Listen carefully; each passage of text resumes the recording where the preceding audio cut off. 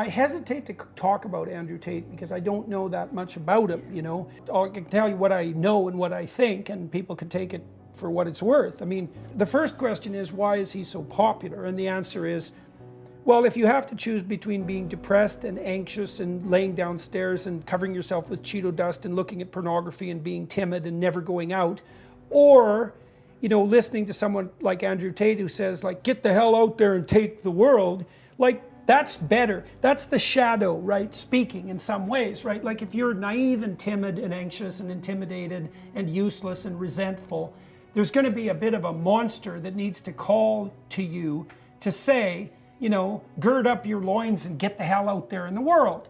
And so it's better to be a monster than a rabbit in some ways, right? Or at least there's some utility in the more monstrous predatory path that isn't there in the pathetic rabbit path. And that's partly because if you are a pathetic rabbit, you're going to become a predator anyways. You're just going to become a dark, backdoor, backbiting, gossip-mongering, resentful monster. Society's also pushing that on men in yes, particular. Constantly. Like, be well, and weak. I knew, look, I knew, and I warned people repeatedly that if the culture kept emasculating men, that men who said, to hell with that, I'd rather be a monster, would become extremely popular. Now, and Andrew Tate is emblematic of that in many ways, because the first thing you got to say about him is that he's genuinely tough. He was very, very, very smart person. Right? So that's not a front. That's not a front. He's a fighter. And you can't take the courageous element of being a fighter away from someone who will actually step in the ring. Right? And so now, you said Tate's intelligent, and what that means as well is that some of the things he says are going to be of value. Now, why he says those, that's a whole different issue. So once I was there, he told me about the webcam stuff. It was something like women who want to do webcam stuff, like they already want to do it, I help them make way more money, and I take a percentage.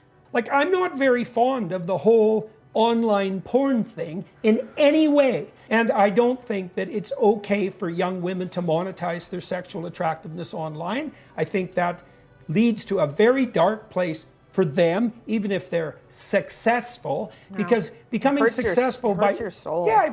You don't become successful by exploiting yourself. And you might think, well, I can exploit myself. It's like, you can't treat yourself like a psychopath would treat you and get away with it even if the psychopath that's doing that is yourself.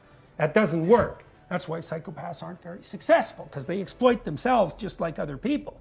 And so I don't like the whole online porn thing. My understanding, and I've watched him apparently agree to this characterization online. You know, it's hard to get I'm not trying to be the jury here because I haven't heard the whole damn story, but from what I've watched is he would enter into relationships with women and tilt them in the direction of generating like an OnlyFans following and monetize that and then take a percentage. And there isn't anything about that that I think is acceptable.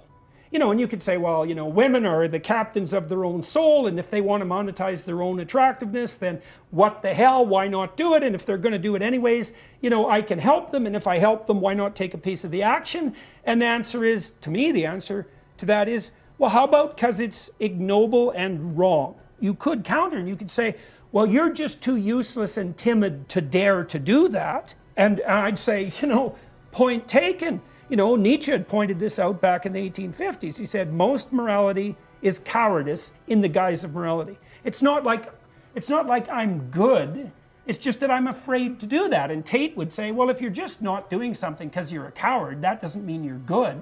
And whereas I'm forthright and tough, and look at me, I climb into the ring, and, you know, I can entice women into, you know, sex work online and take a cut, and why the hell shouldn't I? And I think that if you're a timid and reprehensible, resentful, bottom-dwelling male, that's going to look like an attractive alternative. But it's not the highest form of human behavior, right? It's not acceptable. Like, I think pimps of any sort I truly believe they're amongst the most contemptible of people.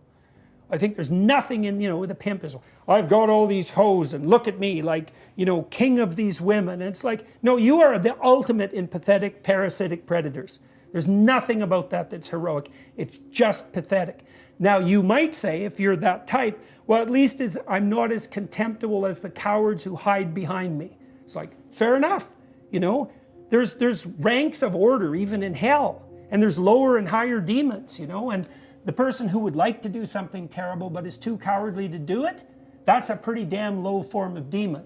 But that doesn't mean that the person who would like to do something and is courageous enough to do it, even though it's bad, isn't also a demon. And so, you know, I think fundamentally that Tate serves his immediate self in this like impulsive, gratifying manner. And I think that goes along with his, you know, look at me, I'm in a Bugatti. It's like, you know, fair enough, man. Do you think what he's been telling men more on the, you know, take responsibility for your life and do things, if that, I mean, it's hard to, I suppose, separate it from everything else. In actual life, people are complex. No villain is simple. No villain is simple, you know, and in great literature, the great villain is a sympathetic figure. You're kind of on board for 75% of it. And not only that, you might also say, well, if I was in that position, I might do the same thing. Like, it's only a cartoon villain who's 100% evil. Even when you meet someone who's dark and psychopathic to the core, you know, and so when you see someone like Andrew Tate, well, first of all, if you have any sense, you think this is a guy that's actually crawled in the ring.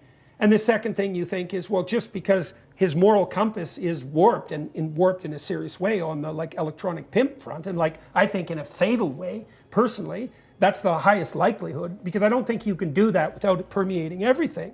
That doesn't mean that, you know, he's a two-dimensional villain, you know, or that there aren't things about him that are complex and interesting and potentially even admirable, you know.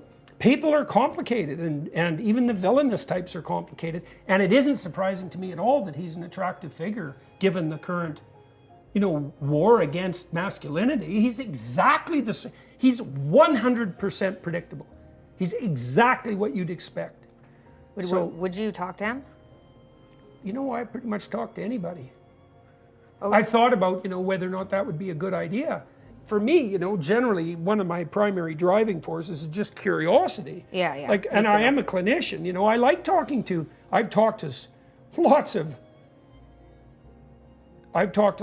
very strange people, you know, lots of them. And it's very interesting to do that because you're really wandering into no man's land. And that's perilous and ridiculously, crazily interesting. That's what I loved about, part of what I loved about being a clinician. Like, almost everybody is interesting enough to be a Dostoevsky character if you start listening to them. And so just ordinary people, if you listen to them, they're ridiculously weird and interesting. And then you find someone truly weird and interesting. So, and I'm sure talking to Andrew Tate would be too interesting.